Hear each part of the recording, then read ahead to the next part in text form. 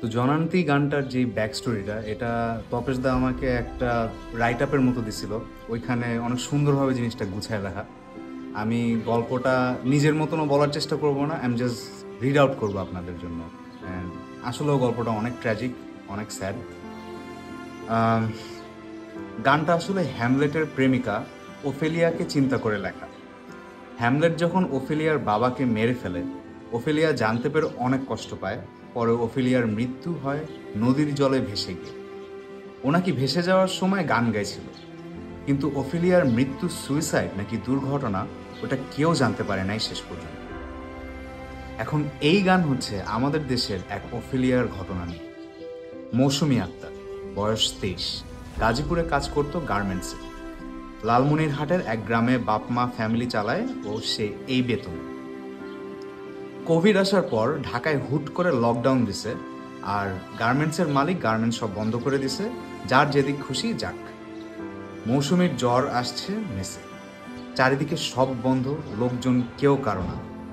সে বাড়িতে যাবে কিভাবে? সব বন্ধ। এক ট্রাকওয়ালাকে টাকা দিয়ে সে ট্রাকের মালের সাথে উঠছে। অর্ধেক রাস্তায় এসে ট্রাকওয়ালা দেখে মেয়েটা মারা গেছে। ট্রাকওয়ালা ওইখানে রাস্তার পাশে লাশ ফেলে চলে যায়। পুলিশ পেয়ে মর্গে পাঠায়। আইডি দেখে বাড়িতে ফোন দেওয়া হয় বাপের কাছে। বাপ এসে লাশ দেখে শনাক্ত করে, দাফন করতে বাড়িতে নিয়ে যায়। ইউনিয়ন চেয়ারম্যানকে ফোন দেয়। চেয়ারম্যান বলে এলাকায় এই লাশ নিয়ে আসলে গাড়ি আগুনে পুড়ায় দিবে। বাপ আর কি করবে? মেডিকেলের সামনে এক অ্যাম্বুলেন্স গাড়িওয়ালাকে 5,000 টাকা দেয়, বলে আমার মেয়েটাকে দাফন করে দিও বাবা। এরপরে গাড়িওয়ালা লাশ নিয়ে দাফন না করে তিস্তায় ভাসায় দেয়। সেই লাশ ভাইসে ওঠে মাছের মতো একটা ব্যাগে। সেই লাশ দেখে আবার মেডিকেল মর্গ, আবার বাপকে ডাকা।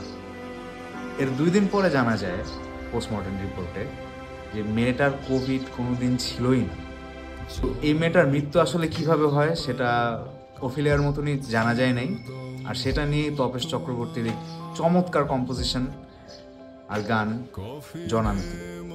গানটা সবাই শুনে দেখবেন। তো গানটার শেষে আমি একটা ছোট্ট সোলো বাজাই, সেটা এখন আপনাদের জন্য আবার একবার।